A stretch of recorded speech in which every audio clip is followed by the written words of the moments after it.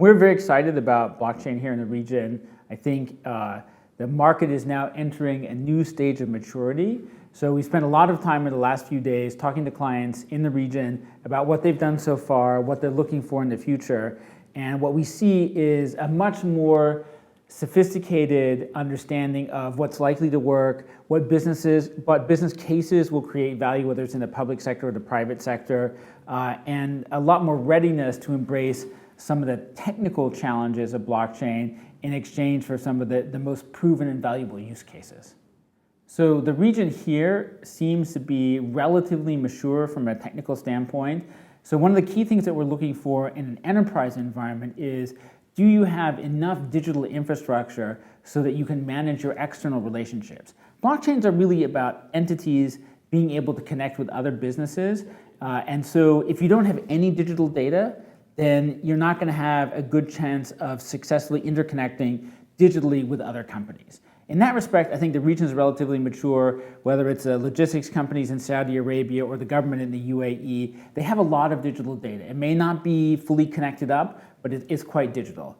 From a regulatory perspective, the rules seem to be quite reasonable in terms of defining what's required, how you think about KYC or AML, what kind of requirements you need to put in place. And I think we're increasingly comfortable that we can serve clients here on public blockchains doing complex business transactions and both meet their privacy and data sovereignty requirements as well as enable integration. The sectors that are most likely to be successful with blockchain and get the most value out of it are the ones that have very complex multi-party business relationships.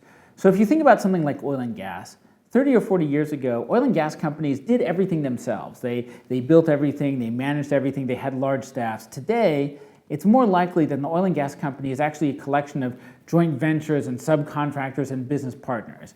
And over the last 30 years, companies have spent a huge amount of time and effort building things like ERP system, enterprise resource planning, which allows them to manage themselves internally. But they haven't had an equivalent solution for managing all of their business partners and their external relationships. Blockchain is that solution. It allows you to have shared facts, shared business process and rules across multiple parties with full privacy in a global network. And so I believe that oil and gas is one of the best candidates for this, as well as a lot of import-export industries, global trade and logistics, areas where there are many, many companies in a single value chain. Those are the places where you're going to see the biggest payoff from implementing blockchain technologies. If you think about some of the different diversification sectors you mentioned, like manufacturing, tourism, and logistics, I think manufacturing and logistics probably have the highest potential because they have complex multi-party relationships where products are moving from location to location. And so those have very proven use cases in the rest of the world built on blockchain. Tourism is a more interesting one. There's definitely a lot of use cases in tourism for things like procurement and infrastructure management, but the world of tourism it was probably the very first world to be digitally integrated. So airline seats, hotel rooms, those were actually all put into global reservation systems starting in the 1960s. And so probably compared to most other industries, a lot of other industries, tourism is already quite digital and quite global. I'm not sure that one will get quite as much revolution from blockchain as, say, manufacturing or logistics. From a global perspective, the number one challenge that we're going through is the transition that's taking place in the world from private blockchains towards public blockchains. So private blockchains were a quick and easy way to get started, and they enabled companies and governments to have a high level of privacy.